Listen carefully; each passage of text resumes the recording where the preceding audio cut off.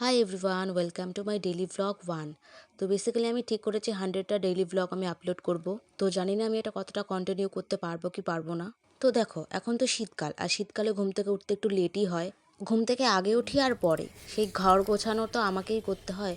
তো রোজকার মতো ঘরটর গুছিয়ে আমি চলে গেছিলাম বাইরে, আর এদিকে মা হচ্ছে দুপুরে যা রান্না করবে তার জন্য হচ্ছে সবজি কাটছিল।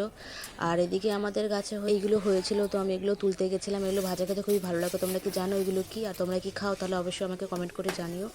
তো আমার মা তো ওদিকে রান্না করছিল, আর এখানে হচ্ছে আমি পিঠে বানাচ্ছিলাম, মানে বানানোই অ্যাকচুয়ালি আছে, শুধু দুধ দিয়ে জাল দিতে হবে। তো মা আমাকে বলেছিল এটা তুই কর, আর আমি পাশে রান্না করছি। তো মা ওখানে রান্না করছিল আর আমি পিঠেটা জাল দিচ্ছিলাম।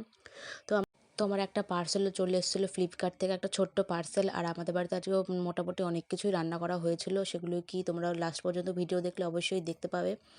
তো এটা হচ্ছে মাছ, মা পাতায় দেবে, কলা পাতায় দেবে। তো তার জন্য তো মশলা যা যা দেওয়া সেই সব কিছু দিয়ে মা হচ্ছে এখন বসাচ্ছে। আর এটা হতে অনেকটা সময় লাগে, যেহেতু এটা মানে তেলে ভাজা হবে না, একটা ভাপাতে হবে, তার জন্য একটা সময় লাগে। তো ততক্ষণে আমি স্নান টান করে একেবারে ফ্রেশ হয়ে তারপরে ঠাকুর ঘরে গেছিলাম ঠাকুরকে পুজো দিতে। তো পুজো টুজো দিয়ে এসে আমি গেছিলাম হচ্ছে রান্নাঘরে দেখতে। তখন দেখলাম যে এত সুন্দর হয়েছে, আর খেতেও খুব ভালো হয়েছিল। আর হয়েছিল মাছের মাথা দিয়ে কচু, আর হচ্ছে ওই শাক ভাজা। তারপরে মা আমাকে ভাত বেড়ে দিল, আমি দুপুরবেলা খেয়ে নিয়েছিলাম।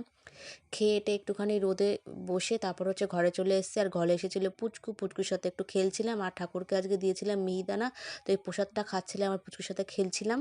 যে পিঠেটা বানিয়েছিলাম ওটাই খেয়ে নিলাম, ব্যাস।